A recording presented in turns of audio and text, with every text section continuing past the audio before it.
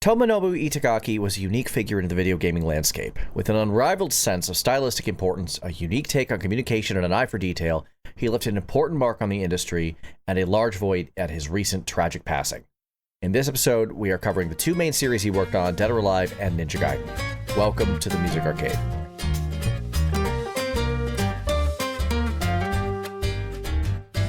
Hello everyone, welcome to the Music Arcade. I'm Galen the Sound Guy Firestone. I'm Monakel, either dead or alive. And I'm Eddie, and I am completely lost here. Well, that's kind of par for the course for you, let's be honest. I am the guy who doesn't play the games you two play, so yes. You are our look from the outside, and we love you for that. We really do. We tease, but that is a very useful perspective to have. Thank you. Indeed. Yeah, and honestly, I'm not that far off because I've seen from around, and I like what I've seen of the 3D Ninja Gaiden series a fair bit, but haven't really played any of them. And I've only touched a little bit at Dead or Alive 2, 4, and 6, but this isn't really my core series.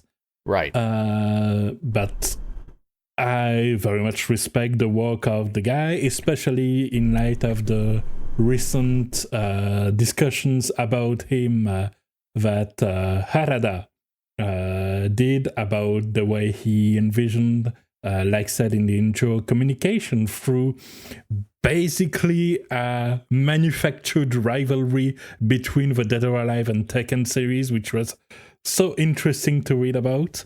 And that's kind of a rockstar attitude in video gaming and video game development that was very unique. So I'm quite happy we are covering this episode, even though the reason for that is obviously tragic. Yeah, usually but we'll have some good stuff to say. Absolutely. Usually we cover composers more than developers, so this is a kind of a different angle, but the two series that he worked on primarily have a very strong musical identity. Now, I played the first Ninja Gaiden 3D on, I forget whether that was Xbox 360 or PlayStation 2 or 3, but I played a lot of very early DOA. That may have been a remake then, because basically the same game was remade 2 times, like Ninja Gaiden Black and Sigma are essentially the same game, if memory serves well. I think you're right, I just couldn't tell you which one was which. It has been a long time. And in fact, just yesterday as a recording, Rad and I played a little bit of the Core Fighters free version of Dead or Alive 6, just to try it out, and that was the first time I'd played a DOA game in years, like probably 2017, 2018 was the last time I even touched one. Still won the best of 5, though. I did somehow. I wish I was running off of sense memory and button mashing and probably some host advantage because I was the one who hosted the lobby. Honestly, it looks surprisingly fine on my end for playing literally across the world. Yeah. We are 12 hours of time difference apart, so... Yeah, and like, just the fact we could get in there, get an hour barely knowing things and having something that was dynamic, that was flashy, that was cool, and where we both tried to do stuff and some that worked out in the end, is credit to the Dead or Alive's systems that work to make just an experience that work and is fun right from the moment you get a pad in your hands, which Absolutely. Is not the case for all fighting games, honestly. No, I have had a lot of headaches with other fighting games over the years, and I refuse to touch an Arc Systems fighting game because they're just too much on the screen. I just can't, my brain can't handle it. But let's go ahead and dive into the meat of this and take a look at his various series, starting obviously with that first Ninja Gaiden and its many remakes. All right, so Ninja Gaiden, the one from 2004, which has been, as mentioned, remade into Ninja Gaiden Black and Sigma, and for the most part, they have the similar soundtrack, which is why we'll just cover them as a bunch. And I've picked 3 tracks for this one because I feel like they, when put together, tell the story the game wants to tell. Because we have Stand in the Way, which is a tense infiltration track of sorts, but that's still very full, very instrumental. It's not just a couple of ambient sounds and discrete bites. It's tense, but it's very maximalist in this way. Absolutely. So we have the infiltration element. Then we have Lord of the Greater Fiends, which has those Japanese percussions and woodwinds. Oh yeah, have so a very many taikos. Traditional feeling of duels, exactly, which work very well for the combat aspect and sometimes the personal rivalries that arise through the course of the scenario. And we have Battle with the Dead, which is electronic, futuristic, a bit trippy in this way. And when you put them all together, you get infiltration, Japanese with melee weapons and a future electronic vibe. You have a cyber ninja that's fighting. That's the Ninja Gaiden 3D series identity. It pretty much is, but this game is very... Its musical identity is very different from the other games of the franchise. And I almost kind of wish they stuck with this. Honestly, yeah, because these, like, obviously I cherry-picked a little bit. I handled the selection for those, but these do have a bit more of a descriptive vibe to them, in a way. Yeah. The other are more about the action, what you're doing in-game, and these ones are more about what's happening in the game, if the difference makes sense. No, it does. From the songs you've picked, I think, ignoring Ninja Gaiden 4, I think the songs from Ninja Gaiden 4, I think they sounded pretty interesting, but for 2 and 3, I don't know, they don't sound quite as unique, I guess, as I would agree with that. I'll come back to them, but I agree, and I have specific comparison points too. As do I. I did come out of the first song here, Standing in the Way, with an interesting thought in my mind where I was just thinking, go ahead. I wish the stealth themes in some Assassin's Creed games were like this. Yeah. Oh, absolutely. Because like absolutely agreed. Yeah, I get stealth games where the stealth themes are very, very subdued because you want to be able to hear your opponent coming close to you, when I hear the guard's footsteps and whatnot. Mm-hmm. But Assassin's Creed is very light in its stealth. It would work with something more energetic like this. Yeah, because the difference is that when you enter a combat in an Assassin's Creed, you have something that's functional, that works well for fending off attackers and then making your exit at an opening you make. But here, the combat is not a failing of the infiltration. This is a Ninja Gaiden, not a Tenchu, for instance. And so the stealth doesn't really have to cut your energy, is what I'm going for. Yeah, the first Ninja Gaiden had some interesting design decisions, especially for what is supposed to be a stealth game. Say, for example, you run across a tank. How would you think you're supposed to handle that as a ninja?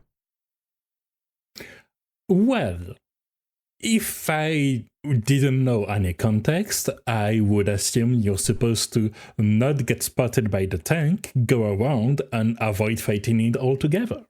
Yeah, I was gonna say, if I were a ninja and I had to deal with a tank, I'd rather not.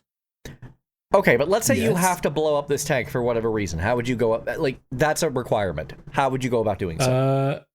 I would throw a grenade in the barrel of the cannon. Or like the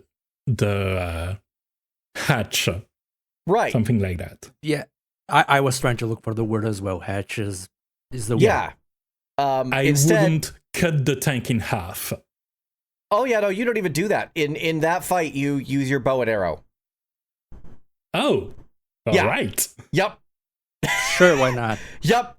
So yeah, there were a couple of. Okay, this is so funny because this reminds me of a tabletop role-playing game which is called Feng Shui 2, which is very martial arts parody element, and you have different archetypes that are basically your base class, and you customize it from there. But everyone starts at the same point. And the archer archetype has literally as one of its main capacity that its power is equal to whoever in the party has the strongest firearms rating +1. Oh, that's hilarious. That sounds about right. Yeah. Oh, I love that. It's just perfect. And this has this that vibe. This whole conversation is just making me think of the amount of plot armor that Hawkeye has in the Marvel universe. Mm-hmm. Oh, yeah. That archer should be dead 100 times over. That's why he's a hero. Yeah. So yeah, the first Ninja Gaiden had some very interesting design decisions. Some good, some bad. But it stands the test of time, and I think... Yeah. I think Ninja Gaiden 2 followed that up well, but Ninja Gaiden 3 was a deeply questionable entry. But let's talk about... Indeed. Actually, no, let's not talk about 2 first, because we have a... But yeah, before we go back to those, I want to take a quick detour, because we have mentioned Ninja Gaiden character, well, the Ninja Gaiden character in a way, before, and I thought it's worth bringing it up, because... in Wars Orochi 3, Ryu Hayabusa is playable as well. Sure is. And he has a character theme, which is interesting because he doesn't have a character theme in his own series. The character theme they picked for Wars Orochi 3 is a stage theme, well, a remix of a stage theme from the NES era. Yeah. And that's kind of interesting, like... in a man with no name kind of vibe. Obviously, Ryu Hayabusa has a name, but he's self-effacing enough that he doesn't really have this big heroic theme you immediately associate with him, which was somewhat common for other characters of the era. So that's one part I found interesting as well. Yeah, and what's funny... Actually, we could hold off on that talking until Ninja Gaiden 2. Actually, no, now is the perfect time. So there was some measure of confusion when Ryu Hayabusa was added to Dead or Alive as just sort of a guest character at the time, and now he's one of the primary characters of the mythos. Was it the same Ryu Hayabusa from the original games? And then during Dead or Alive, I think it was like Dead or Alive 3, one of his endings, or Dead or Alive Dimensions, his ending, Irene from the original game shows up. Oh. So they tie it together that way. So all of these crazy adventures that Ryu has had all the way from the NES era, that's the same Ryu. Yeah. It's funny, like, he's kind of the Yoshimitsu in Tekken. And Soul Calibur.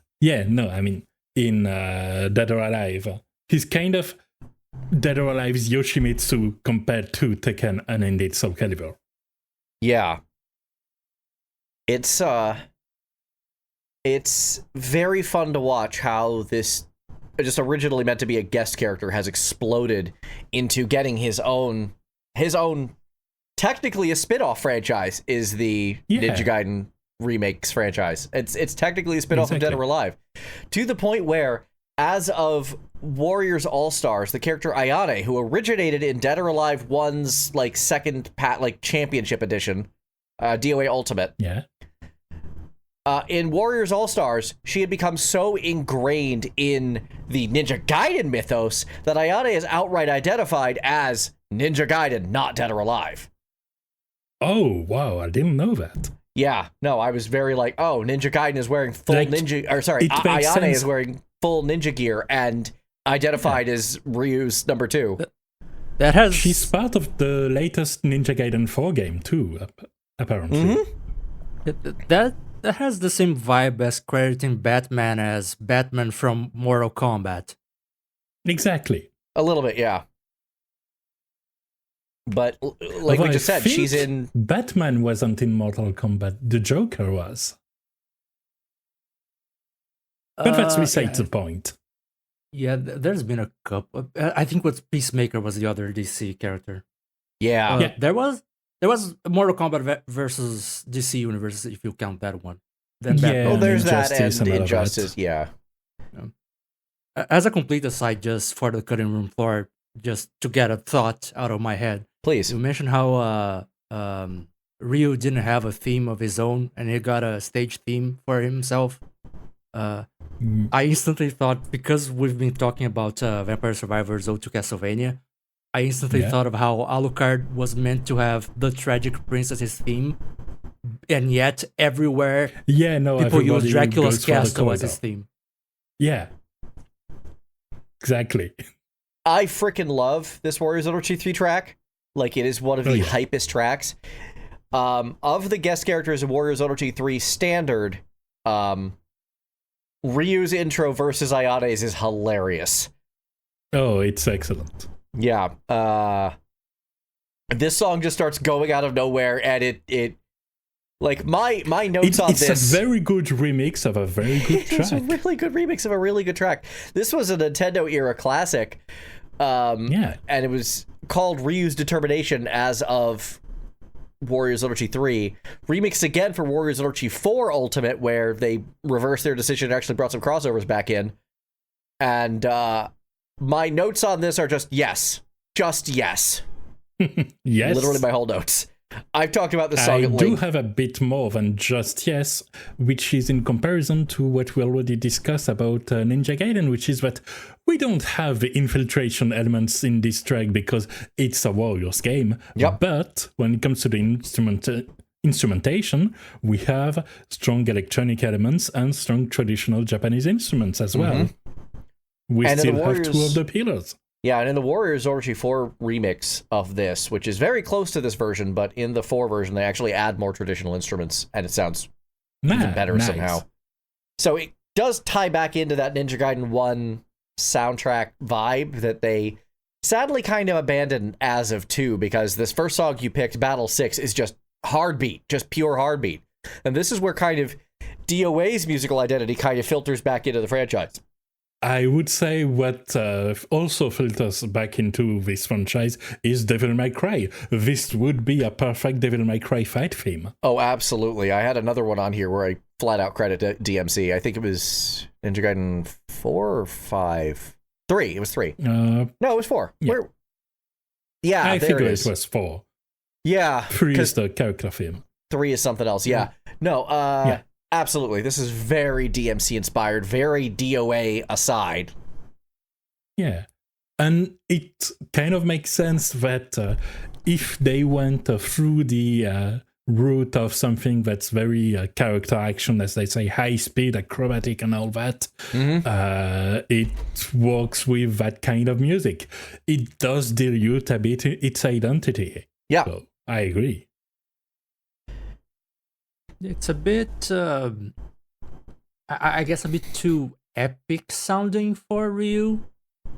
I guess the way of putting it, like grandiose. He's more fighting in from the shadows than something that flashy and triumphant. Like, he does flashy moves, but his attitude is a complete opposite to like a Dante.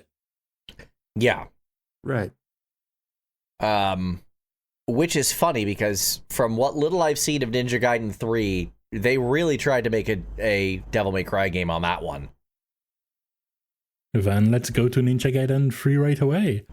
And what struck me as the most interesting was the title track, A Hero Unmasked, because there's an aspect of the Ninja Gaiden as a series even before Itagaki worked on that's pretty important, and it's the story that I'm not too familiar with, but the presentation of it was always a key part of the series. It was always extremely cinematic, back from the NES era, the absolutely. cinematics were some of the highest quality cinematics in the entire console system. Yeah, absolutely. And some really just in-your-face impressive bosses as well. Like, exactly. To the point where the series' style is a lot of its substance as well, and Itagaki fit into this kind of ethos pretty perfectly, because if he knows one thing, it's to encourage things to be flashy like that, to have impact. And for this one, they perhaps went with some directions that weren't all that well received compared to the rest of the series, but very much underline the emotional aspects and the cinematic aspect of what the series has to offer. Now, musically, this one threw me off because I literally, my note here is, did Masato Koike have something to do with this? Because it sounds like a Warriors Orochi 3 unreleased track. Oh, really? I didn't make that comparison point. But pretty fair, honestly. Yeah, it's a very sweeping, epic character theme. It is, and it reminds me of very different. Yeah, it reminds you of Nemia's theme from that same game, or Joan of Arc's theme from that same game. It's in that same wheelhouse. Oh, yeah. No, I can see the comparison. Yeah, especially when the vocals start backing the instruments as well. Mm-hmm. So yeah, it's a very interesting song, but yeah, like it's them making a push for not Ryo Hayabusa and what Ryo Hayabusa does, but who Ryo Hayabusa is, which may be the bit of a stumble that some of the issues of the game tripped upon. Yeah, I don't think I would have picked this one up as being from this franchise if I hadn't literally known in advance. Yeah. We're very far away from the musical identity of the first game at this point. Yeah, there's like... Which was why it was so interesting and why I wanted to pick this one, honestly. Yeah, when I think of the franchise, I think the main thing that comes to my mind for the sound is that there's a mix of energy with traditional Japanese instruments. And in a way, there is neither of those here. Like, there's some energy to be a sort of a heroic theme, but it's not the same kind of energy. Yeah.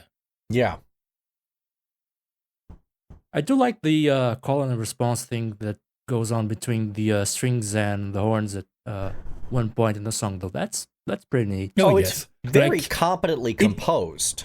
Exactly. Yeah. It is an enjoyable main menu epic theme that just feels a bit strange. It's like coming to in a tux to a very casual between friends party. It's nice, it's pretty, but why are you here? Yeah. Like that. Oh, the mental image. I know, on the right? subject of why if are we you ever here? met, Please continue. I was gonna say if we ever, the three of us, if we ever met on person, I imagine one of us would pull that off, just for the gag. I don't have a tux, unfortunately. I have suits. Not really a tux guy. I don't even have a suit anymore. I gave mine away because I got fat. Oh dear. And then I got thin again, but I am still too big for that. On the subject of why are you here, who invited a Meshuggah clone to Ninja Gaiden? What is this Proto-Goliath track from Ninja Gaiden 4? I mean, I thought it Ninja Gaiden 4, Itagaki didn't work on that, although he was an advisor, I believe, but this was the one that released like a couple of weeks ago. After, I think, a 15 years pause between 3 and 4. Something like that. 13, I think, from what I've read. I think Ninja Gaiden 3 came out in 2012, from what I've read, and this one 2025. Yep. But this one also feels like it goes in a different direction. Yeah, it goes in a different direction, but I'd say at least it gets some energy back, though it's still a very different style from the first game. But it does. And for the Proto-Goliath theme, that one is a boss fight against a cyber tank with a giant combine harvester on fire elements. I'm guessing you use your bow and arrow again. No, you use a couple of swords because it's a different main character than Ryo Hayabusa, so he doesn't have the bow and arrow at this point. I think it was a boss from the demo of the game they had even. Ah. Yeah, I remember seeing that intro going, who the heck is this? Who the heck is this? Or that first trailer going, who the heck is this? Who the heck is this? Who the heck is this? And then suddenly Ryu himself shows up and like, okay, things are better now. So it looked like they're going kind of a DMC4 take where they have like the secondary main character, but also the main one still very much part of the tapestry. Very much part of the tapestry, very much playable at some point, and also very much present as a boss fight at a couple of instances, which is the second theme I picked out. Because you do fight against him, and I've looked into what this looks like, and this is pretty crazy because you have already a pretty intense action set piece against, again, a cyber tank combine harvester on fire. But then you have just a guy, except it's not just a guy, it's Ryu Hayabusa, and when you are going against him, countering him, and taking him up in the air, he knows how to fight in the air as well, and you clash multiple times, and you have to dash, counter dash. It's very high action, it's frantic, it's honestly super impressive. A big rule of thumb when it comes to action games like this is if they are your size, they are the most dangerous thing you're going to fight. Absolutely, and they have taken it to heart. Good. Overall, from what I've seen of this entry, it looks extremely good. Like, it's dynamic, it's fast, it's very punishing, of course. This is still one of the traits of the series, but it's also very pretty and gory in equal measures. It reportedly runs very well as well, so we love to see that. Great. Yeah, I've only seen very positive feedback from the series, and I'm happy for that. Yeah. Especially with the timing at which those two close-by events of this game's release and Itadaki's passing were, seeing that there's something from this series that he was so close to that is still very well received, and not a complete departure from the series at all. It's just a continuation that takes a lot of recent design sensibilities in account to make something that's very enjoyable, and like, that's kind of a solid silver lining, you know? Yeah. That at least the legacy seems to be in good hands. And unsurprisingly, this song sounds an awful lot like DMC5. Like, let's just be honest here. It's just right out of the DMC playbook. It very much has DMC5 elements, as most character action game post 2020 should, really. Yeah, I have a hard time disagreeing with that, but at the same time, I don't know, I still find myself nostalgic for that first game's really kind of shadowy, more mystical, and yes, more traditional Japanese soundscape. I think that had kind of a unique identity, whereas by the time we reached Ninja Gaiden 4, the audio identity of Ninja Gaiden and Dead or Alive have been almost entirely intertwined. Which is strange, because they have kept the visual aesthetics very traditional Japanese. Like, what I've mainly seen was a boss arena that was covered in charms, where you have a save point that's a shrine that unfolds to reveal some sort of futuristic communication station. It feels very faithful to the energy of the original, and perhaps there are some tracks that are more fitting, but it seems like overall they went for more presence in the action elements of the game, and it's definitely a departure from the first Ninja Gaiden from 2004, but it works out pretty well to get you in the zone. I think that's the main intention, and the main thing this track is great at is to get you in the zone, because if you're not in the zone, you are getting two-shot by random dudes. That sounds right for this franchise. It's very hard. This is going to sound a bit like an aside, but I kind of need to come out with this. I watch a lot of Souls-like content, and one of my favorite creators is a guy by the name of Lil Aggie. And Lil Aggie released a video not long ago going, a Souls gamer plays a really hard game, and it was the recent remake of Ninja Gaiden 2. So that should kind of tell you what the difficulty is, at least in the common parlance, that even Souls guys are like, yeah, this is damn hard. Oh, absolutely, absolutely. That is very much about, like, when you do you think you feel invincible, and then you trip like during half a second, and you very much realize that you are not invincible, and that in fact you are 2 shots away from death. Yup. Yeah, you're basically the most awesome ninja of all time, but you have the survivability of an 80-year-old. Exactly. Ryu Hayabusa in 3D is an absolute glass cannon. And honestly, cool. Yep. He's not meant for straight combat. He's a ninja. Exactly. He's meant to dish out a ton of damage and get the hell out. And if he can't do that, he's in trouble. Very similarly, hit and run tactics. Yeah, very similarly, Agent 47 in Hitman World of Assassination is very much the same way. If you're in a protracted firefight, you are in trouble. Yeah, exactly. And I'm glad that, as a quick aside, they have drawn the distinction between that and Agent 007, which is more apt at straight-up fights than Agent 47 is, and should be, for that matter. Absolutely. Really looking forward to what they are going to go for that. But back to Ninja Gaiden as a final note for legacy element. We have Ninja Gaiden Ragebound that also released this year, I believe. If not this year, then it was either this year or last year. It was very recent. Yeah. Yeah. And this one is more of a callback to the NES series. If only because it's 2D. It's extremely pretty, though. It is. I need a clarification, however, because I looked at this cover art, so to speak. Yeah. The girl on the right, is that supposed to be Ayane? Because, like, purple hair, Hachimaki. That's not Ayane. Okay.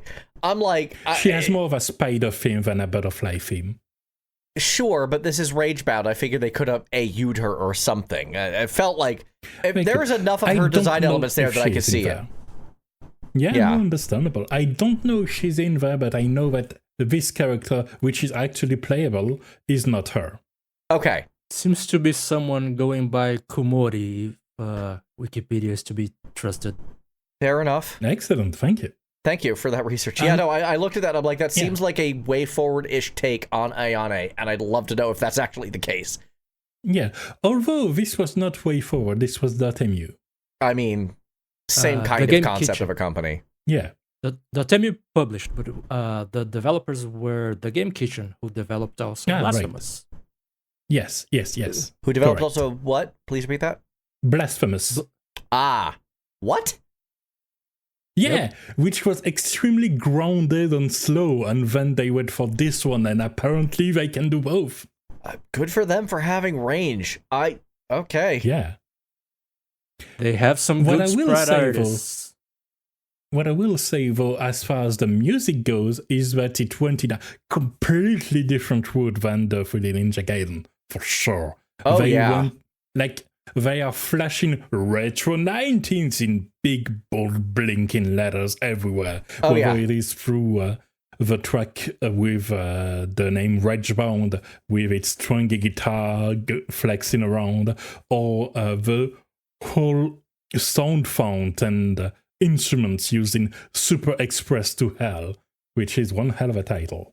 It is. Yep. I will say one thing. In Ragebound, there's a lot of vocoders going on in the harmony. I found them very distracting. I'm like, I'm not sure about this musical choice. Yeah, I wasn't a neither. huge fan of that song either, to be honest. It was well produced, but not my thing. But Super Express to Hell was really fun. It's like, what if the recent output by Beast in Black were instrumental? It would be close to this. Ooh. I'm not sure I agree with that take, but it is very quirky. It's a very quirky soundtrack from these two songs. Which is weird because the aesthetics in the game feels a bit more as grounded as a 2D Ninja Gaiden can be, really. Yeah, absolutely. I don't know. I look at that and I'm... not necessarily a choice of tone that I really enjoy, and I thought it was interesting to point that out too. I'm not sure I like my Ninja Gaiden quirky. Well, I'll be honest. Yeah. I think that's kind of a weird choice. It's funny. I do like a lot when a lot of characters and franchises don't take themselves too seriously, but I think for this one it feels a bit like a faux pas. I think that was a lot of the negative response towards Yaiba, which was very much a more comedic take on Ninja Gaiden's 3D version. I see. I feel like that was probably part of that same problem of that game. I have a soft spot for that one because it is a total spin-off. Ryu's either not involved or barely involved. I don't know. I've always wanted to try it. That one always felt like something I should check out. But I do understand why people are opposed to it, and I do understand why we are kind of like not feeling this one for kind of the same reason. It's just not the series vibe.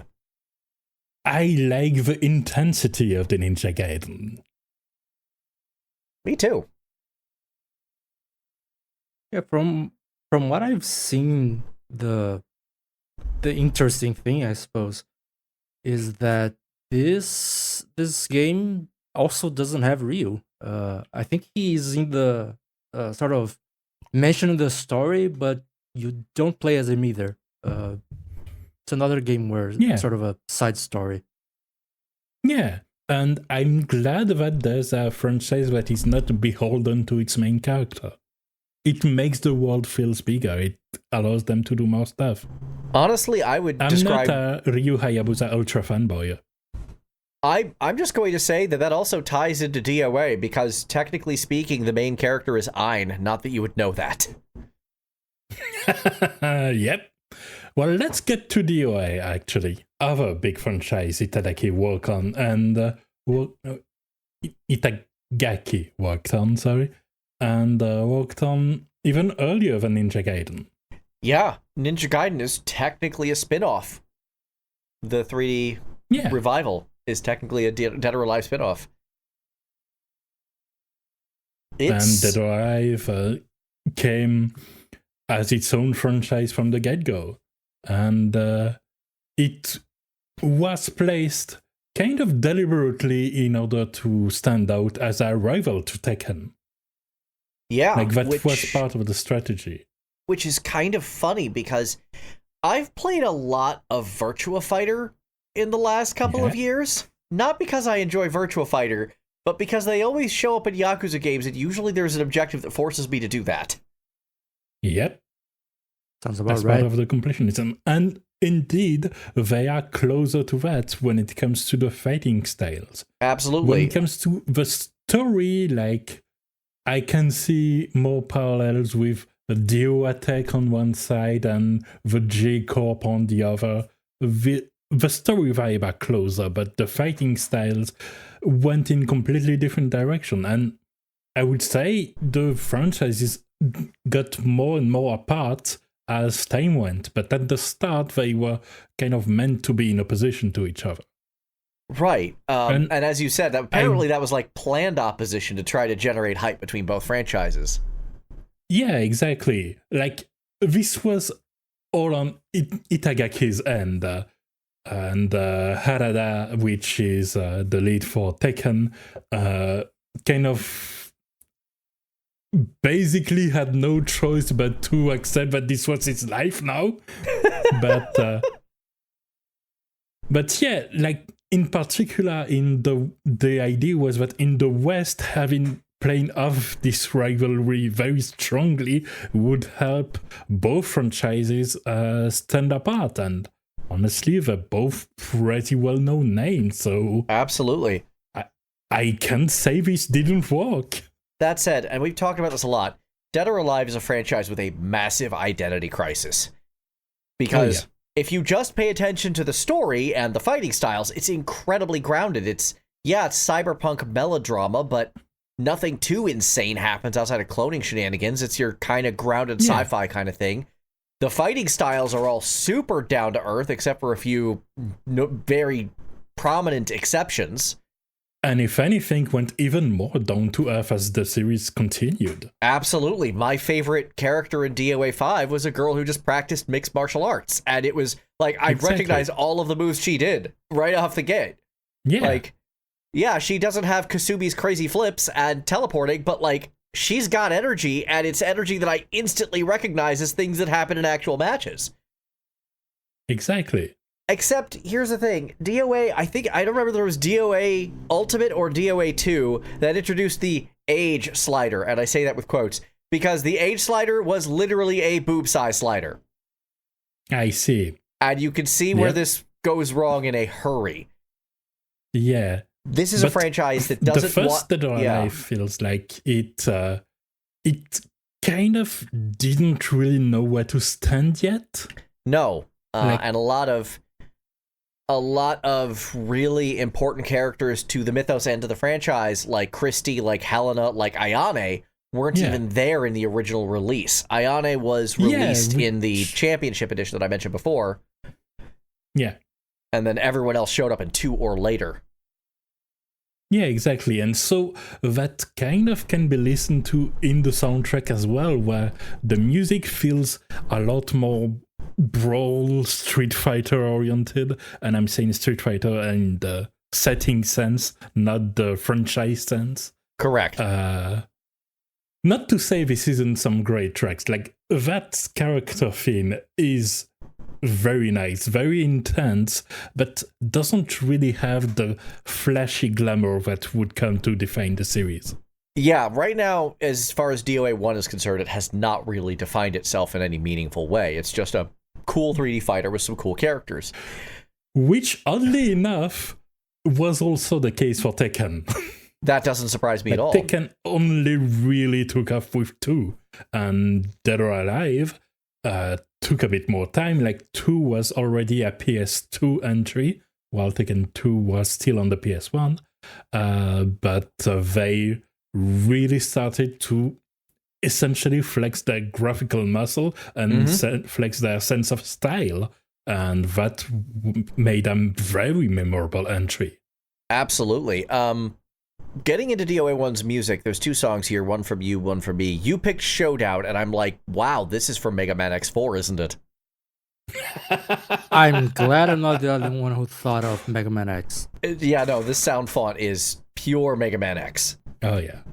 It's basically X4 with some more guitars. I didn't thought of that, but I won't be able to ever unhear it. Right? Yeah. You're welcome. When you're right, you're right.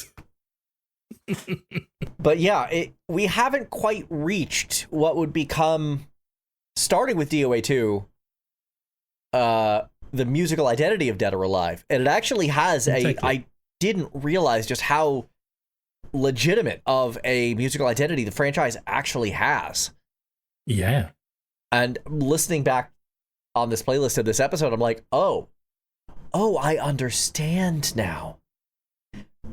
Yeah, and it's funny because even when we played briefly yesterday, you were like, this scratch itch I didn't realize I have. It's like, the series feels like a strong part of your video gaming identity, but one that fades easily like a ninja, ironically enough. Which is so weird, because I am not by and large a fighting game guy, and the only 2 I really pay attention to, even as a casual fan, are Street Fighter and Dead or Alive.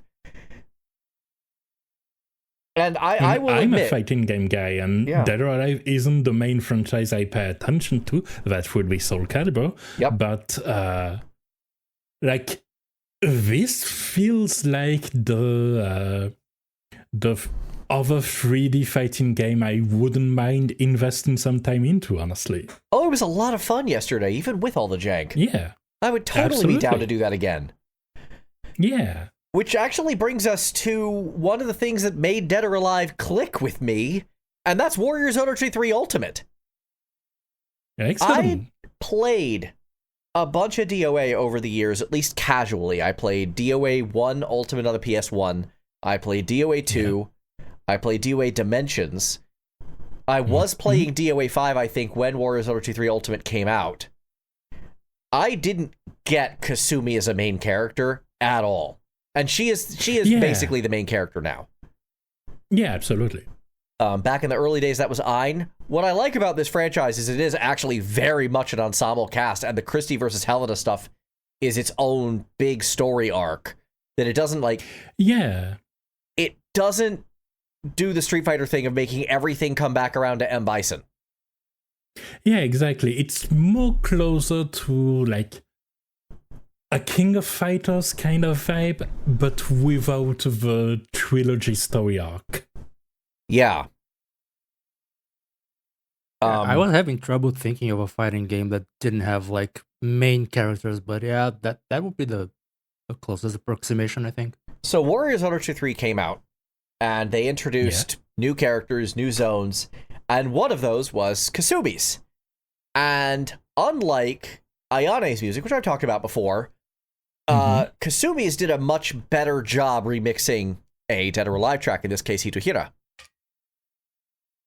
Like, Hitohira is a jam, but the Warrior Orochi 3 Ultimate version, actually, that's the only case where I like the remix better. I think it ties the song together more cleanly.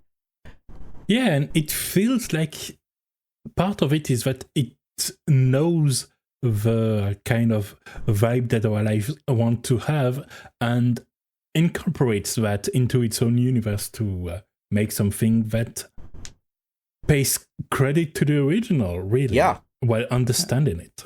I think a big thing also for me that also I prefer the Warriors Orochi 3 version, but a thing that I think makes that work for me in particular is that the Dead or Alive Ultimate version, at least the one we have in the playlist, it has a bit of a mix of dance music with some more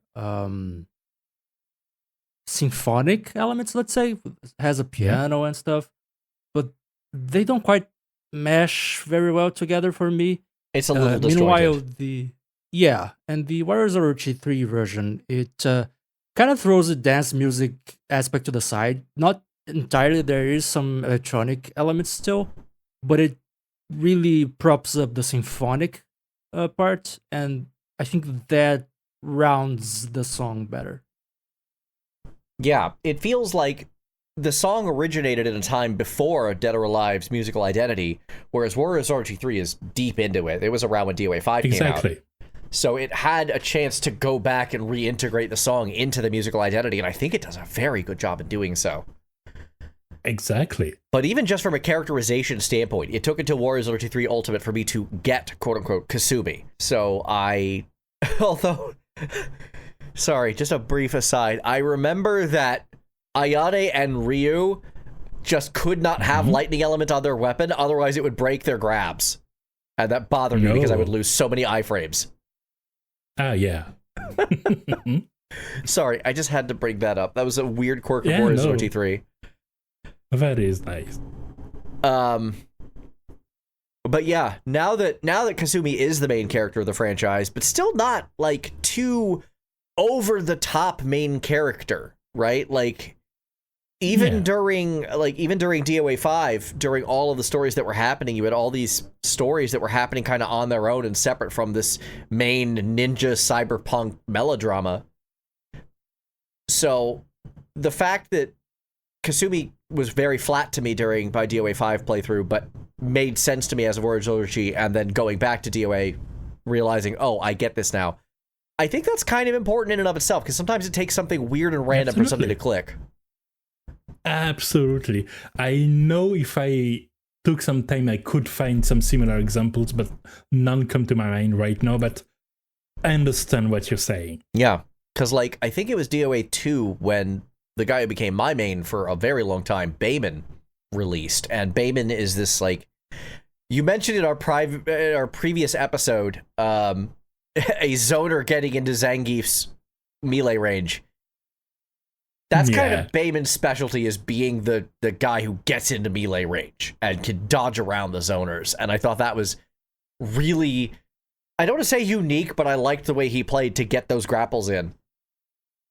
Yeah, no, I get it. If only because my main is Soul Calibur is my main mainly because of her ability to do a little crouching dash, which helps you get in range and cover the little bit of ground and a little bit of size difference between you and the 300 they told you not to worry about. Yeah, exactly. Yeah, and the thing about this game is every fighting style that isn't Mystical Ninja is super grounded. Like one of the characters we were playing as was Hitomi, and she's just a flat-out karateka. Every single move is one that is a very advanced version of something I did back in martial arts. Yeah, which is very Virtua Fighter of them. Yeah, which is kind of one of the reasons why Virtua Fighter crossed over with Dead or Alive during Dead or Alive 5. We got Sarah, Akira, and one other person. Yeah. But that wasn't my boy Kage, so I'm sad about that. Fair enough. It was, DOA 2, I think, is when the franchise really kind of came into its own and really kind of figured out what it wanted to be. I agree.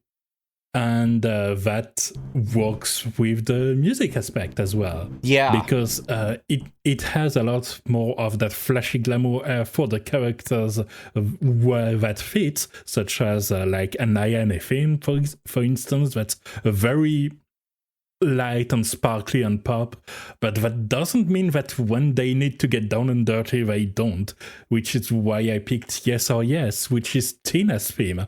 And even if you don't know about Tina, you hear that theme, you know it's a fighting game theme, and you know it's a grappler. Yeah, it's a little less frenetic than a lot of...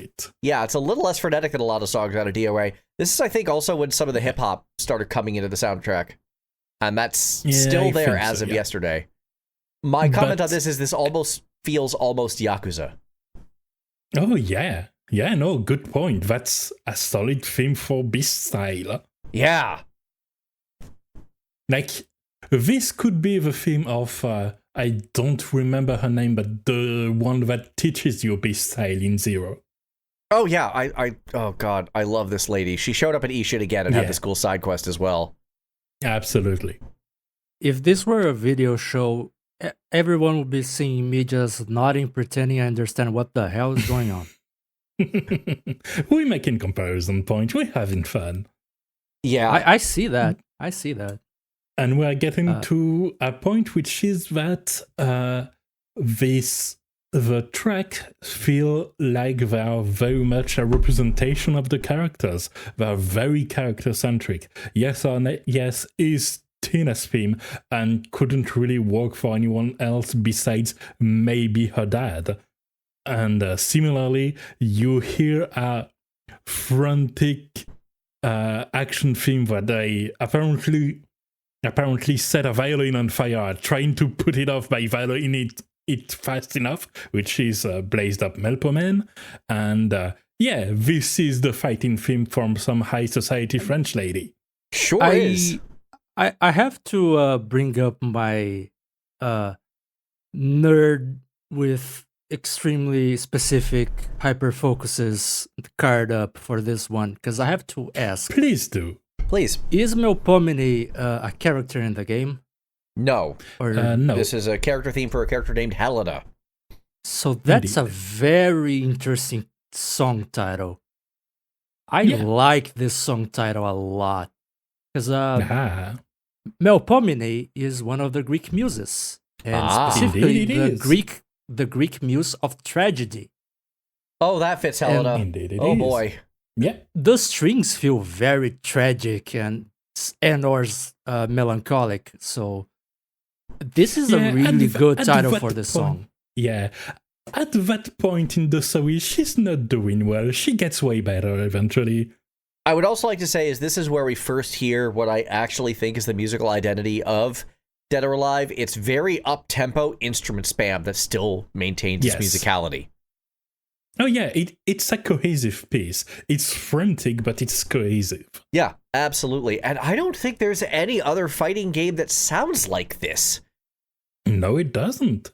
This is very orchestral, but it's not Soul Calibur-like. Nope. It doesn't go hard into like the techno beats aspect that Tekken does. It's its own thing. Yeah, and it's a good thing. Fast paced, but not in an Axis way. Mm-hmm. Yeah, exactly. And that's funny that when the visual identity of Dead or Alive got cemented itself with 2, the audio identity did as well. Yeah, and I think, unlike what we were talking about with Ninja Gaiden, I think they kept that, both visual and musical identity, very strongly. Even if the genres changed, the vibe does not, and I respect the hell out of that. Another thing changed as well, and I will come back to that. It's part of my mention on Dead or Alive 5, but first let's go through Dead or Alive. Well, I didn't pick any track from 3 because it's a lot of similar themes, so there's not much discussion point. But 4 I wanted to talk about in part because it's kind of another break point for the series, where they had kind of this, not even an identity crisis, just like an identity branching, where they kept their fighting chops, but also at this point the Extreme Volleyball spin-off started making rounds, and I feel that Alive 4 was them kind of making the 2 universes coexist, which is interesting. Now, I will say the first track I picked, which is Vigaku, isn't there for that. It's there because it sounds like a Dynasty Warriors track. Oh my god, I flat out said that. This is so clearly inspired by Wall of Fate from Dynasty Warriors 4. Yeah, exactly. That's right there in my notes. Yeah. Yeah, no. That's the only reason why it's there. So I get it. I'm glad you're here with me. Yeah, no, this is... Mission accomplished. Okay, I'm glad it wasn't just me. Okay, good. Nope. Wow. All I can say right now is that if anyone in the audience is playing a drinking game of take a shot whenever Eddie is confused, they must be just blasted right now. I'm sorry. But I like the synth arpeggios. They are nice synth arpeggios. You're right, Eddie. I can't say that about the song. I mean, it's still got that instrument spam, so it's still doing the DOA thing, but it's doing it from a completely different genre. It's still doing... Yeah. In a way, it's kind of funny that this is something that doesn't feel out of place.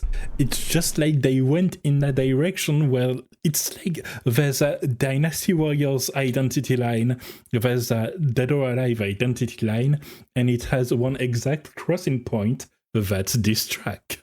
Well, I love how you say that's one direct crossing point. That's this track, when we literally put a pair of Dynasty Warriors crossovers on this track and list already. They don't sound as Dynasty Warriors as this track somehow. You know what? Fair. I'm going to accept that premise. Yeah. But I didn't just talk about that, which is why I also brought up Zany Zapper, which is Zany, Zack's theme. It is. Zack is a very weird character in the franchise because he is the guy behind, so to speak, the Extreme Volleyball side series. He's also heavily based on NBA weirdo from the 90s, Dennis Rodman, to the point where Rodman actually voiced him at one point. No, really? Didn't know that. During one of the beach volleyball games, it was Dennis Rodman himself. This was always really weird and off to the side, but Zack was always there. Like, he's never not been part of the franchise. I don't know if he's in 6, but I'm sure he is.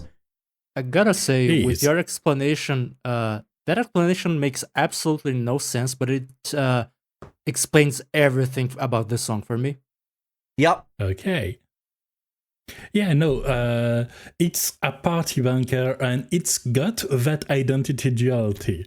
It's got that fast pace. It's got a joyful air to it. Like It does. Unlike Elena is too, Zack is having a ton of fun there, and that's obvious. Zack don't give a crap about any of this.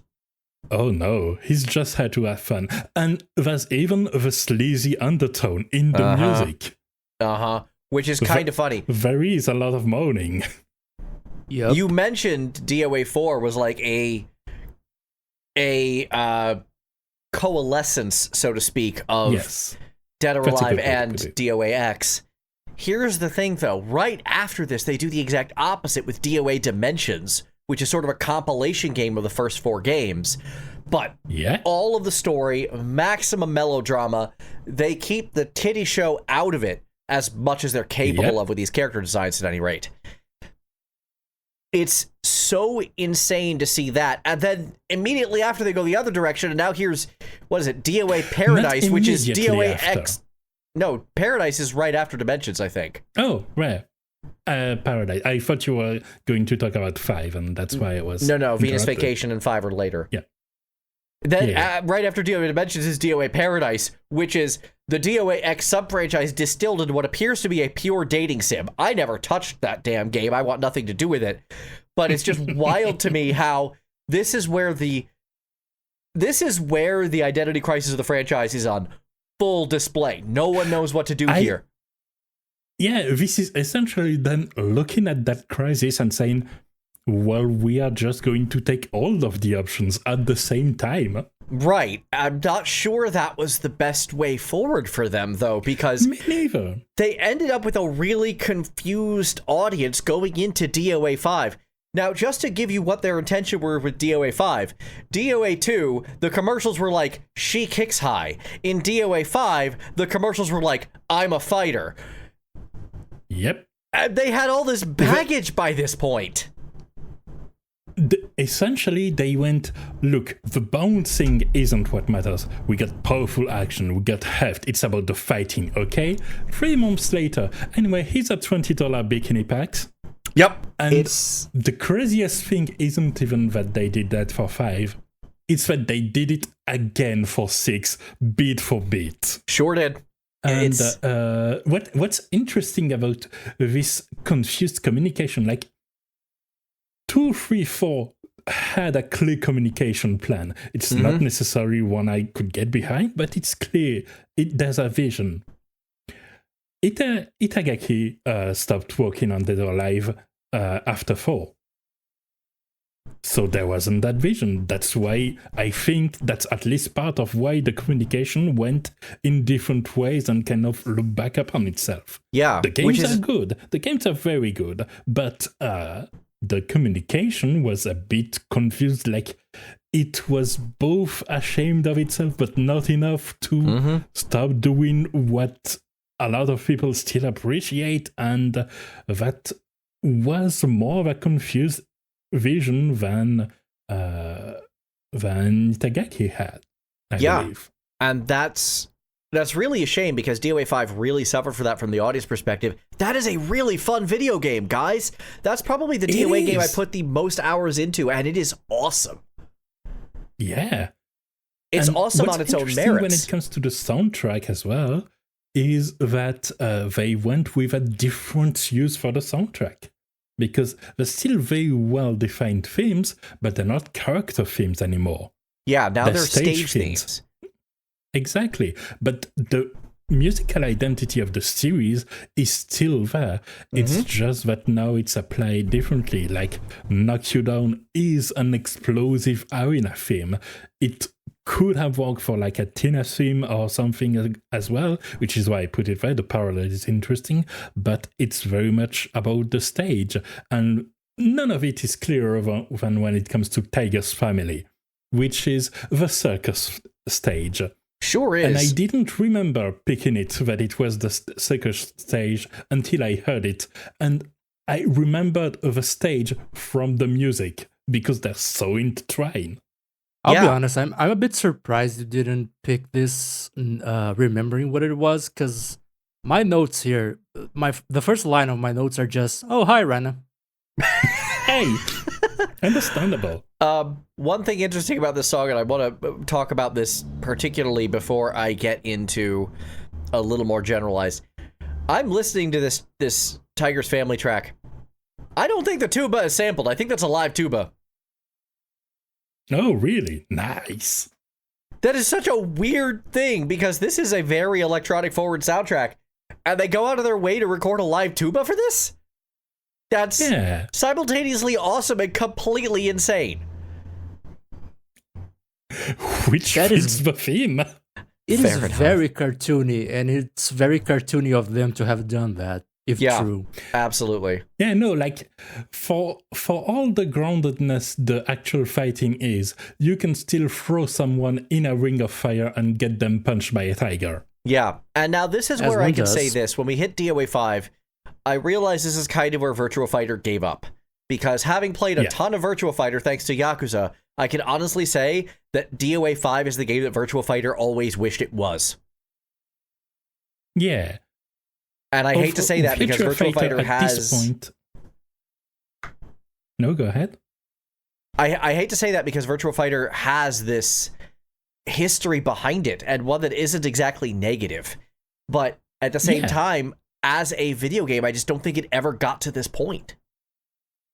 It didn't. It stalled very hard at some point, and I hope that Ryuga Gotoku Studio can find the right kind of breath of life to breathe back in the series. It seems like they really want to do that, but Virtua Fighter has not only the visual fidelity to it, but also like the very extremely grounded fighting style, to the point that when the next Virtua Fighter game was announced recently, one of the cheers people hoped for, one of the way they manifested their hopes for where the series would go, was to say, keep Virtua Fighter boring. Because it really shines when it comes to very grounded martial arts with a lot of back and forth, very sudden moments, things that don't impact that aren't allowed to impact things in a lot of other games that do it there. And I think that's a good direction to go, because that's very much a standout. You are never going to see a fireball in a Virtua Fighter game. Yeah, and they're only... And long may it stay that way. Yeah, and you do occasionally see them in Dead or Alive, but only from explicitly mystical characters like Neo Tengu. Like, exactly. She's an immortal demon thing. Of course she's going to have magic. That's her whole thing. And I think that's kind of essentially Dead or Alive stands at the halfway point between Virtua Fighter and Tekken.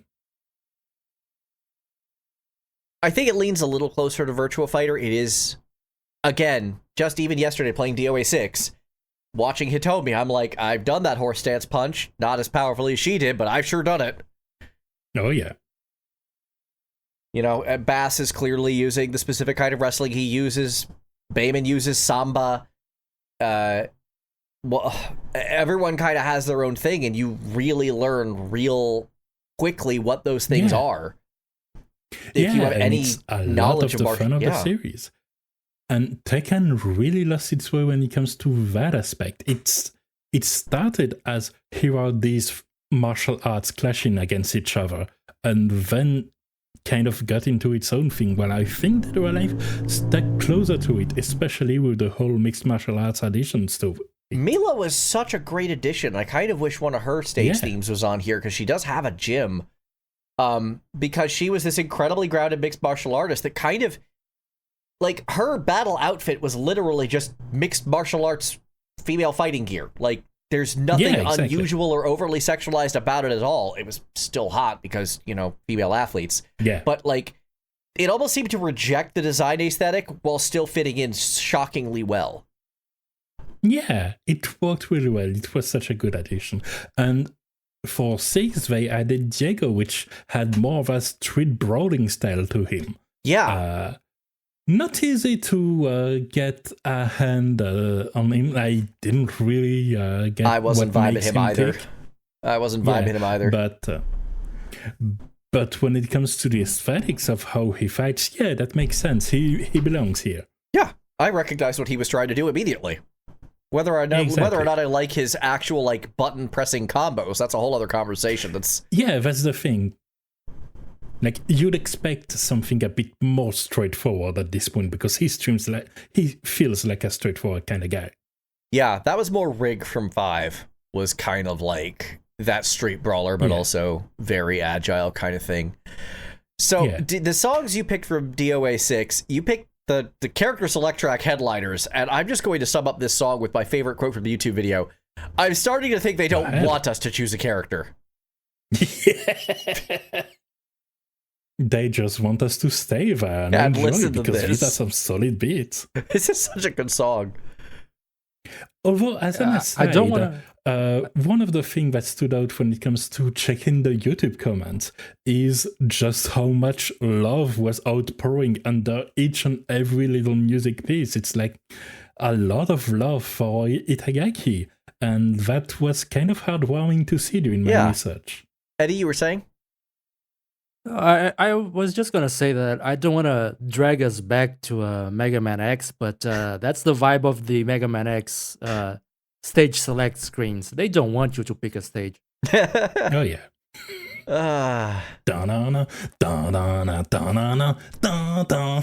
Okay, well now that's stuck in my head. Good job. Yep. You're welcome. Goodbye, rest of the episode.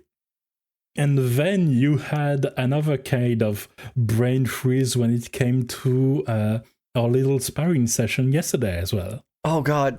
I'll fine. You want to immortalize this? So I actually didn't realize which character I was playing at one point, which is really sad. I thought I was playing... That's not what I was referring to. I was transitioning to With the Goddess. Oh, what the hell song is this remixing? So, like, according to the credits, I should have never heard this song before playing yesterday. It is, at least according to them, entirely original to DOA 6. I have never played DOA 6 before yesterday. There's no way for me to have heard this song. How is it I was humming along with it and knew every note the first time I heard it? This is a remix of something. What? What is it a remix of? It's killing. I'm so angry at this. Yeah, I don't have an answer either. It's weird. Would be very weird if I had an answer, but no, I don't. Like, I'm so angry at this song. I'm angry at this song. It's a good song, though. Oh, it sounds great. It is it's the same instrument span, but this time they're going epic orchestral, but it still works. It's still the up-tempo, frantic. Like, the musical identity is still there, despite, once again, being a completely different genre. And I will never find what track you are thinking of, because I tied the visuals or the song to the visuals of the stage, and this stage look a lot like a lot of the Sophia stages in Soul Calibur. Yeah, the Soul Calibur comparison is very apt here. Yeah. Yeah, I don't know. But Dead or Alive 6, fun game. Fun game, surprisingly fun game. Like, that was it had a couple of bizarre design decisions. Like, I can't turn off voice chat for some reason. I just wanted to talk to you on Discord, man. Also, the whole DLC situation inflamed crazy levels. Like, oh my god, I think there's over 400 pieces of individual DLCs listed on the Steam version. Yep, a lot of those are individual costumes, part of costume packs. Who published that? Paradox? Koei Tecmo, who are just as bad, let's be honest. Yeah, because the base game is still $70. Yep. Yeah, that sounds like a Paradox move. Well, no, the base game is $60. It was $59.99, and then it was $79.99 for the deluxe edition. Right. That's still, like, yeah, that's in that Paradox Nintendo category of, please reduce the price of the game. What are you doing? And Koei is really bad about this, and there's like $400 of DLC, which, again, Paradox, yeah. And they cannot justify it by something that can be understood as well, which is that they have a free version of the game, which is just 4 characters, and you can do versus fighting included online. And then you can just buy an individual character for $4. So that's very piecemeal. If you exactly know your main and know that you want nothing besides online fighting, you can do that for a very affordable price. But it's weird of them to try to reinvent the wheel.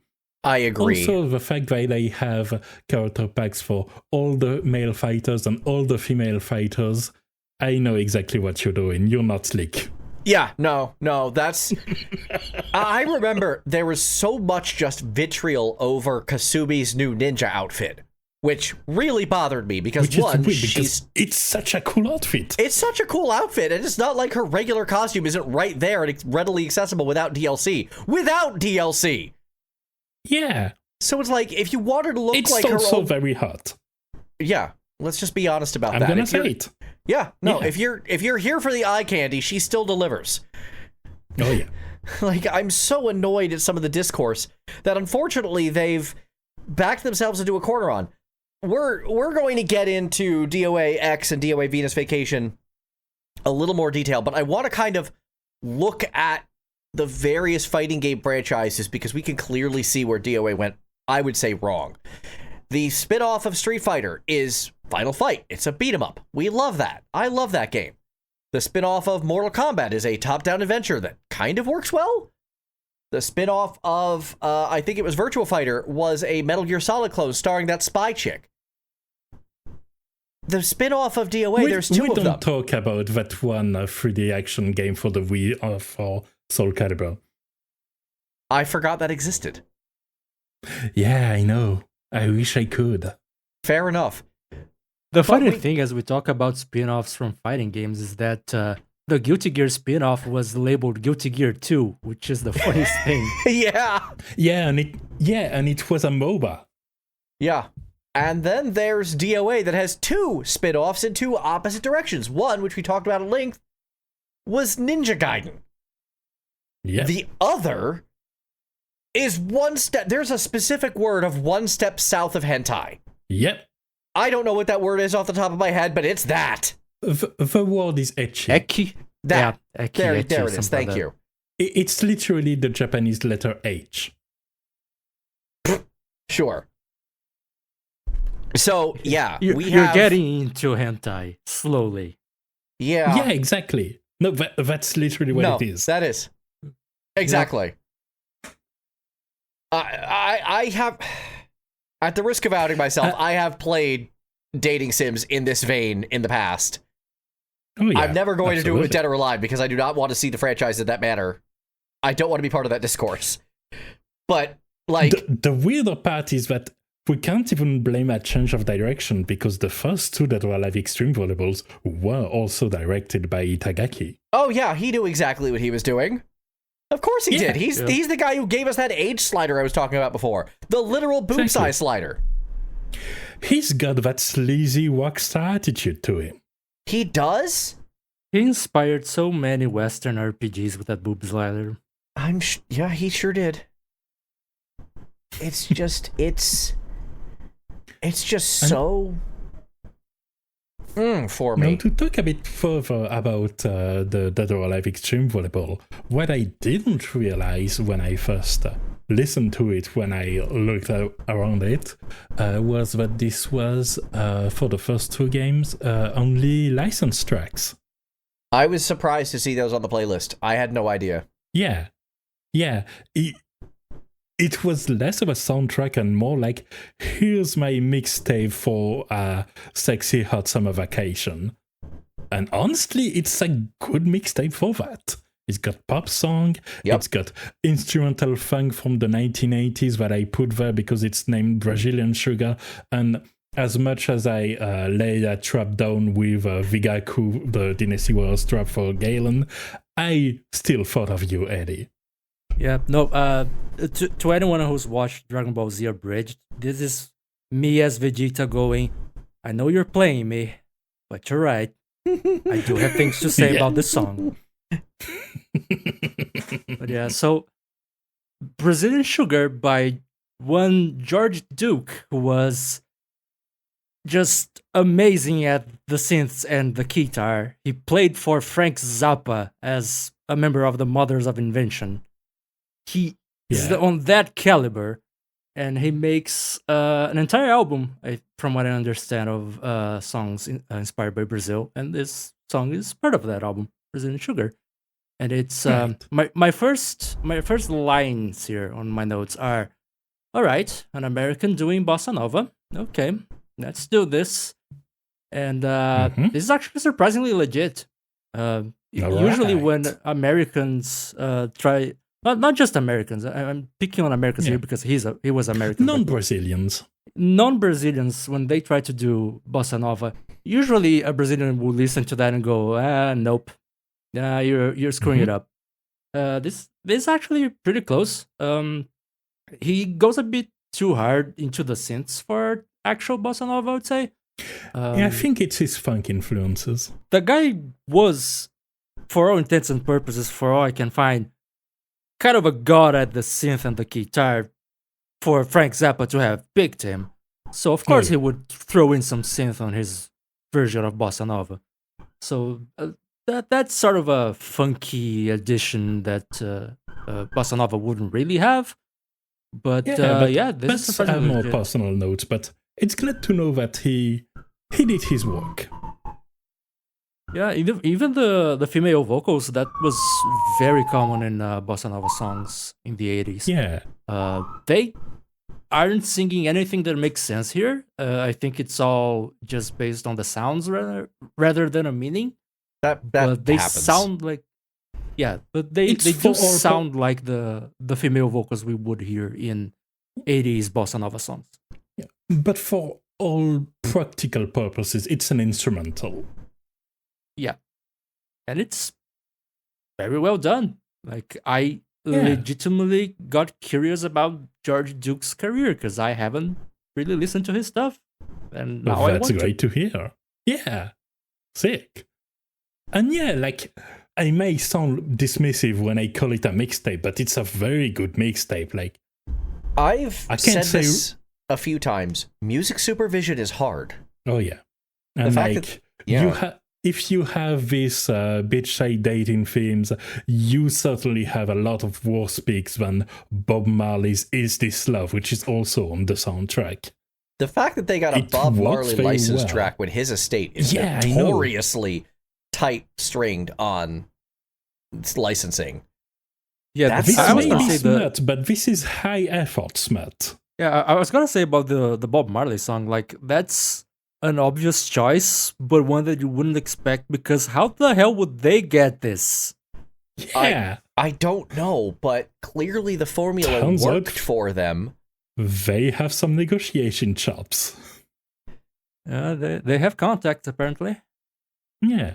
But there are still limits to that. Like, for the live service game, I imagine the licensing for something live service is much more complicated than something punctual that you just produce and ship.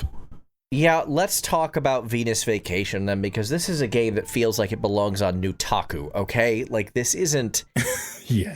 This isn't a game that should have the DOA license, but not only does it, the main character from that game, Tamaki, ended up in DOA 6. They ported her back from Venus Vacation titty game. And it's such a weird backport too. She doesn't have an English voice actress. Yeah, Let's Get Addicted is probably the most, legitimate title you could give to this. I knew someone who was really into this game and has never played a DOA. And our back and forth was a lot of, I'm the guy who came from the fighting side. She was the one who came from the adult gacha side, and I'm just going to call it what it is. Yeah. She liked the boobies. And good for her. Good for her. That put us at kind of a weird crosstalk where when Tamaki was announced for DOA 6, I was so thrown off. Not to cut you off there, but real quick, my notes on this are basically, I hate these vocals, and I appreciate the skill of the guitarist, but this song is not for me. And I had no idea this was a gacha, so that tracks. Me not enjoying gacha music outside of Arknights is the norm.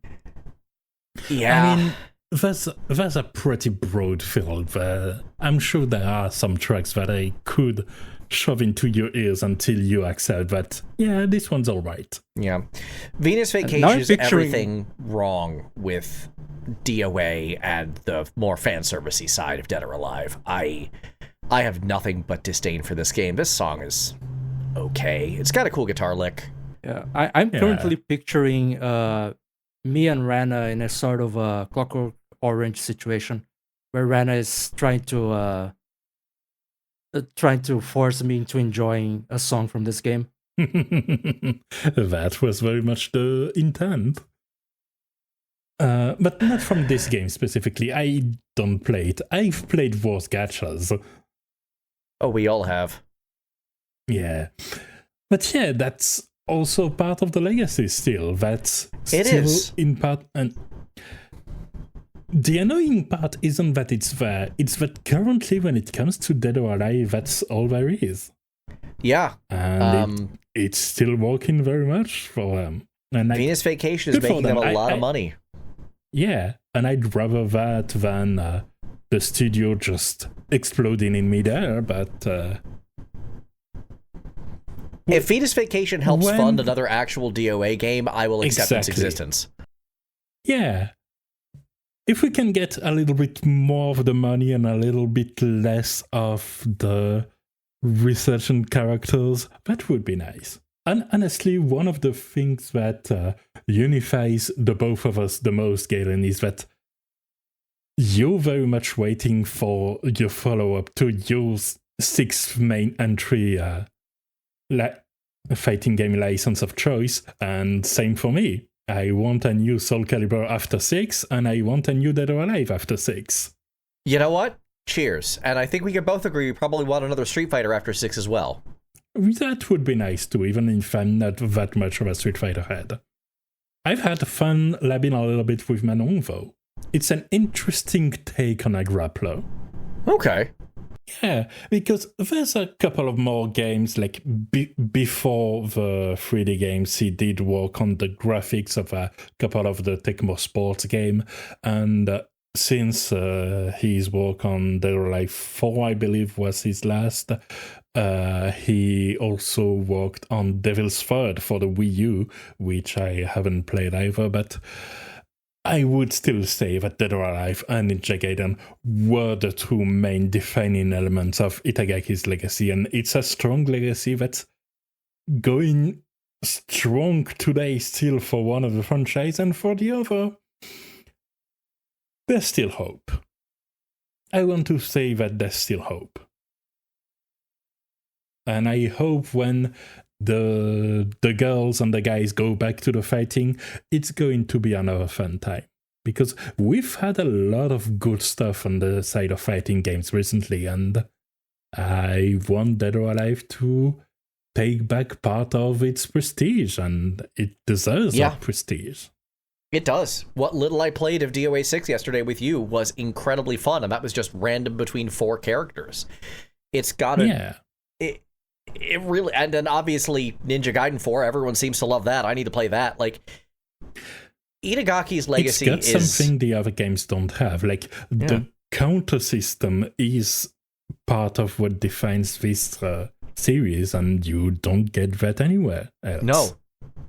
I have heard complaints that it disencourages attacking, which I think there's ways around. Like, we were trying to counter each other pretty hard, and I feel like a lot of our attacks went through anyway. Exactly. But obviously neither of us are pro players, so who knows? Yeah, there is about a chasm the size of an ocean between us and frame data still. Yeah. That said, like, it's clear from just this discussion alone that Itagaki has left behind him such a tremendous and unique legacy that I'm glad we got a chance to experience and explore, and it's a shame his passing. He wasn't that old. He was like 58 or something. 57, I think. 57, yeah. That's young. Yeah. I am not that much younger than that. Nope. Same. It's hard to know what that's going to mean for his various franchises going forward. I mean, if Ninja Gaiden 4 ends up being a success, hopefully that means more Ninja Gaidens. Venus Vacation is a success, so hopefully that means more DOAs. And success or not, Ninja Gaiden 4 certainly looks enjoyable and good at least, so that's probably the most important aspect of it. Absolutely. And I'm glad it's out there. Yeah. With that said, I'm glad we got a chance to explore this. I think this was a very interesting look at a series that we've talked about kind of off to the side, but never really deeply dove into before. And though, again, he wasn't the composer or anything, he had a pretty close eye on direction, and given that both of these franchises have their aesthetics kind of as one of their main centerpiece, the audio aesthetics are also something that matters a lot, I think. Yeah, and like you said, he was very much a master at communication, even if we don't always recognize what it is he was saying at that time. Yeah. I think a lot came across on this one. Like, Eddie clocked a few obvious things that I would say just from the music, where it kind of feels like, when you're seeing it, it's obvious, but maybe just hearing it, not so obvious. And Eddie, you got there on it. So, it's clear this team knows what they're doing to get their point across, even if the point itself has gotten occasionally muddled. Indeed. And on that note, I believe it's time for us to go for the other games we've been playing these days. I sure think so. It is time for Music Arcade, now playing.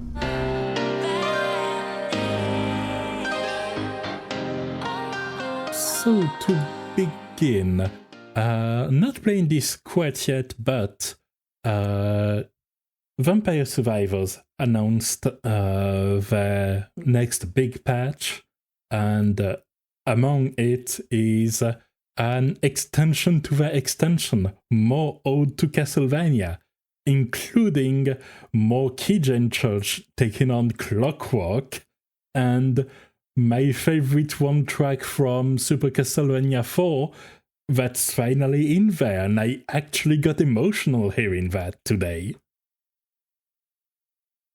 Yeah.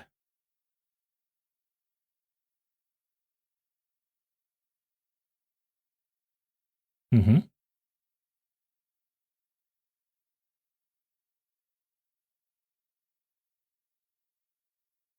Yeah. Oh, yeah.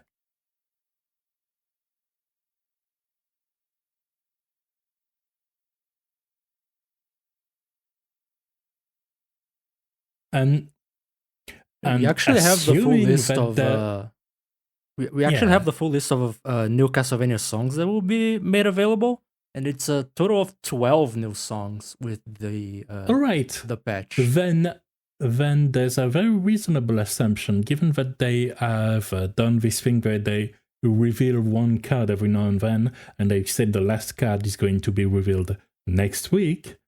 And there are 12 songs, they've released them 3 by 3. We are at 9, so there's a reasonable chance that the day after the day we're recording, this will be released.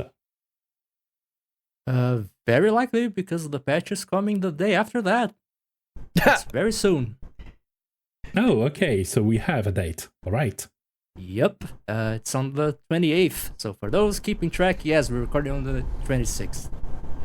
All right. But yeah, the full list of... I'll just go real quickly through the list of songs that they've confirmed on the Steam news post. Anti-Soul Mysteries Lab, remixed by Evelyn Lark. Nice. The Discolored Wall, also by Evelyn Lark.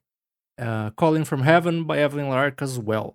Then we go to the Keygen Church songs, Clockwork, Young Nobleman of Madness, and New Messiah. And then 3 songs by... Madness is so frantic too. Yeah. It really is. And that was one of Curse of Darkness's boss themes. That was for that was for Isaac. Yeah. Isaac. Yeah. Then we have 3 songs being remixed by Filippo Vicarelli. Ruined Castle Corridor from Aria of Sorrow, Dance of Gold, and Wandering Ghosts, which I called it accidentally. You sure Oh yeah. And then we have the 3 songs by Daniele Zandara, Out of Time, The Treasury Room, and a song that is called here in the news post, Castlevania 64 Medley of Illusions. So, what? Interesting. Oh dear. Okay, I'm looking forward to that one already. Castlevania 64 has some jams on there, so that's okay. They are doing so much so right. And they're releasing a Castlevania adventure with the patch, according to the news. Excellent. I love it. How is Vampire Survivors one of the greatest games of all time? How did they do this? I don't know, but $3. they're there. $3. Yeah, the closest thing I can say to negative about them is that I didn't think Saga was all that fun. That's I don't like Saga, so how's that unusual for me? So yeah, okay. no, fair. When it comes to the rest of the games I've played, Power Wash Simulator 2, don't have anything to say about the music because the sound of the power washing is all the music you need. So once again, they have no soundtrack. Got it. Yeah, the new rotary brush, the scissor lift, the additions they've added are so good. Then I've played some Glitch Bunker. So the idea behind Glitch Bunker is that you are a teen that got stealthily into the mother's room to play the intriguing Big Booty Slapper 6, and suddenly a virus come and you have to use the Glitch Spanker program to come and spank the glitch. Then it goes into weird mysteries and fun stuff. It's a lot of back and forth. It's very humoristic, but did Suda 5-1 make this game? It's a weird game. Could have. But it's a mystery game, the kind where you have to go back to specific levels to find well-hidden secrets, but it's all very well landmarked. It's unlike, say, Blueprints, it's a game that wants you to uncover every one of its weird secrets, and I respect it for that. Okay. And it does something with its soundtrack where most of the themes are variations with different instruments and themes and vocals of the same music theme, which is also the case for this theme that plays when the virus decides that they want to stop getting spanked by becoming your friend instead of becoming your foe, and does a bit of a serenade music for that. And finally, I've played some Chaos Zero Nightmare, which is a gacha, so don't get excited. And what it does that's interesting is that you have in it kind of full Slay the Spires-like one, where each of your characters has a base deck that gets expanded as you have epiphanies over the course of several stages that are essentially the Saga Glint system, but well landmarked and indicated. Okay. That lets you upgrade and modify and get new cards from your character's kit. And after you've done the run, you get a save file, which is where your deck has ended, and then can use it for the more individual stages. It's interesting like that when it comes to gameplay. Don't care about the story, fast forward for everything. It's a very edgy alien invasion kind of stuff, and they have a sanity element because one dev played Darkest Dungeon, I suppose, though this does help prevent stalling on some stages at least. But yeah, I've been enjoying it purely on its gameplay merits, and it's been pretty fun like that. Good to know when a gacha has good gameplay. Not much to say gameplay. about the story. Yeah. the music is fine. There's some cool track. It passes the bar, no problem, but nothing that memorable. Just some enjoyable stuff. Oh yeah, and a character theme that's sung by a couple of VTubers I follow, so that's nice too. And I did play the next game that Eddie is going to talk about as well, so I will join my comment with his. Take it away for a bit. Yeah, I actually was going to leave it for last, to be honest, because I've played quite a bit of stuff. It's been, a month since the last time I was on the podcast? Okay, then I'll just get mine out of the way right now. I'm still playing Arknights. It's the same event I brought to the last episode, and I'm still playing No Man's Sky, and don't really have much to add about that soundtrack. Okay, I'm done. Now back to you, Eddie. Excellent. Good. That sounds fair. So yeah, it's been a month plus. We've had Steam Next Fest in the middle. So I've actually tried out a lot of games. I will just rapid fire through ones that I actually have something to say, rather than talking about every single thing I've touched on this past month. So Confidential Killings, it's a sort of investigative game in the veins of The Case of the Golden Idol. The demo was very easy, very basic. Hopefully the full game actually has some mysteries that are hard to solve. Though there were a couple situations in the demo where they did have sort of gotcha moments where you could very well fall for the wrong answer. So maybe there's something. As long as it's not Boon logic. So far it isn't. It really is logical. Just you might associate different person at first. Yeah. So that's neat. I've also tried very superficially Tears of Metal. This is I believe in our episode at the start of the year, this was on my list of games I was interested in. I actually didn't get to play too much of it because mental health reasons, to be honest.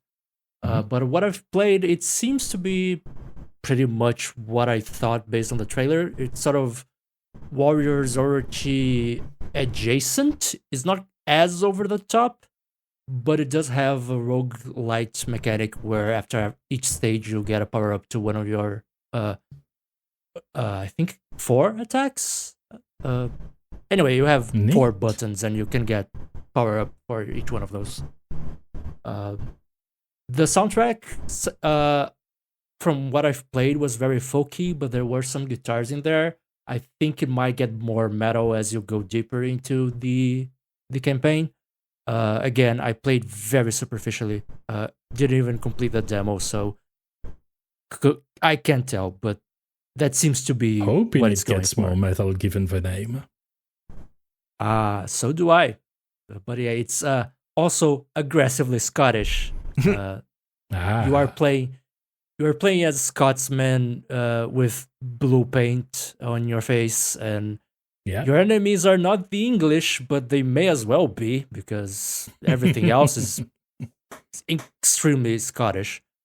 But yeah, it seems very interesting. I do want to try the rest of the demo before coming to conclusions, though. The last demo I have something to say about is Marvel Cosmic Invasion, which is a new beat 'em up. It is really fun. The demo didn't have all characters. I think there are 4. They're only coming in the final, the complete version of the game. It's really neat. It has a few extra fighting game inspired elements that not every beat 'em up has. You have a tag system, for example. You can have you always choose a second character, and you can either tag them in or use them as an assist, like in a fighting game. So that's kind of interesting. And also, each character plays very, at least out of the ones in the demo, each character plays very uniquely compared to the others. That's nice. That's what I hoped for. To anyone who knows that I've mained Captain Marvel back during the Marvel Heroes days, it should come as no surprise that the first character I went to was not Captain Marvel because she's not playable, but a character who is apparently in the same vein as her, called Philavel, who has light powers, uses a light sword as a weapon, and has a very badass cape. So I found my character by just looking at the characters available. Didn't even need to try out the playstyle.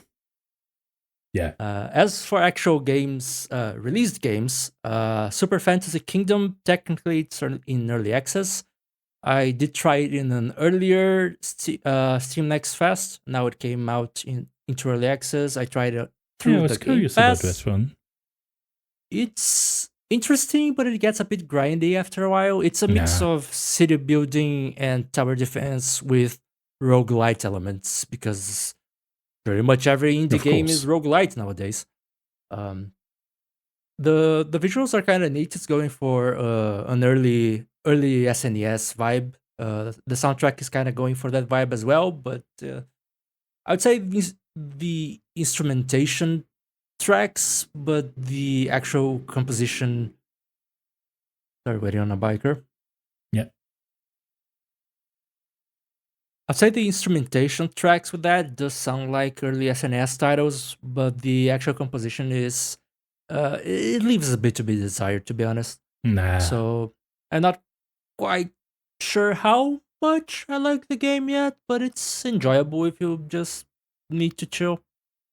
And also, in my attempt to find a game that actually grabbed my attention after extremely stressful and busy work days, I got back into Forza Horizon 5, which is all, not 100%, but basically every in-game track is licensed. I think only the menu tracks are composed for the game. And I rediscovered that I actually enjoy some Foo Fighters tracks. They have No Son of Mine by Foo Fighters, and it's really fun. Really fun to just go off-road and do crazy stuff in a Jeep while listening to that song. That checks out. And yes, as Rena spoiled, I have been playing Ball Pit, or Ball Cross Pit, or however you want to pronounce it. It's like Hunter, the X is silent. Yeah. I like how Tom Clark says it, Ball X Pit, because it's so silly. Makes sense. It's basically Arkanoid, but the enemy, quote unquote enemy blocks, keep respawning and moving towards you, and to fight back you have Vampire Survivor style weaponry. Yeah, a bit more narrow, but definitely it's right there. And the fact that there's the evolutions are pretty cool. It works nicely. It's a fun time to just walk forward, break some square dudes, and then eventually get overwhelmed and die, if you me. And sometimes you get some extremely broken combos. Because at one point I got a ball that dealt extremely high damage on hit. Every second it would flash the screen doing light damage on everything on screen. And then I fused it with a ball that applies bleeding on hit. So every time the screen flashed, everything started bleeding. Yeah, Neat. that's the joy of this kind of roguelike. Sometimes you just get that super combo, and it's glorious. And it's also very prone to that because essentially they have evolutions which are planned combinations, and you have fusions where you fuse two balls that aren't meant to have an evolution together, and you still get a more automated combined effect. You can fuse together the evolved versions of balls. Yeah, the evolutions are basically like the weapon combos from Vampire Survivors, and you can fuse two of those together. It gets really broken. But the soundtrack is also really neat. The game would be boring if it didn't. Yep. And it's... The soundtrack is by Amos Roddy, a name I know from the Kingdom games, mostly Kingdom 2 Crowns. It's got he a bit also of a doom and gloom vibe to it. At first, at which stage are you up to? I've only went through the first couple of stages. Oh, wait until you get to the desert stage. That song is a bop. Excellent. I look forward to it. Yeah, it's on first look, the game seems like it might be a sort of a one note thing where everything is gloomy and dark and whatnot. Because the whole base of operations is very brown and gray in tone, and then the first stage, especially with the CRT filter. Oh, I haven't tried that, but yeah, the first on stage by default it muddies everything. I turned it off on my end before playing. Excellent. But yeah, after you go through, after you see that, you go through the first stage and it's all gray and very horror inspired, and then the second stage is an ice stage, so it's also very gloomy because ice is kind of leans itself into that vibe of coldness and all that. Mm-hmm. But then you get into newer stages. You get into a desert stage, a forest stage, and the soundscape varies quite a bunch. And excellent. It does still but stick I to that imagine we're minimalism. still far from the Vampire Survivors action casino kind of thing. Yeah, it's very far from that. The general sound, it still sticks to the composer style, which is basically, I think he describes it as electronic minimalism on his Spotify profile. But it has some folky elements in the background, just like in the Kingdom franchise. But it has a lot more rhythm to it, and a lot of songs actually have a beat to them that you can actually listen to. So it's much more energetic than Kingdom. The Kingdom soundtrack which makes sense. So it gets the soundtrack already. I already enjoy the early cuts, which is why I got the Overworld, let's say, cut song to the soundtrack to our playlist. Okay. But it gets more fun as you go deeper into it. So I kind of want to save those tracks for future episodes because I want to go in deep into some of those. Well, let's do it. Excellent then. But yeah, that's been it for me outside of random crap that I've tried that I don't have anything to say. That's fair. In that case, that is all the time we have for this episode. Thank you all for joining us in remembering a very interesting figure in gaming history. As always, you can find how to get in contact with us and our playlist in the description below. And until next episode, everyone, have a good one. Take care, everybody. See you. Have a good one.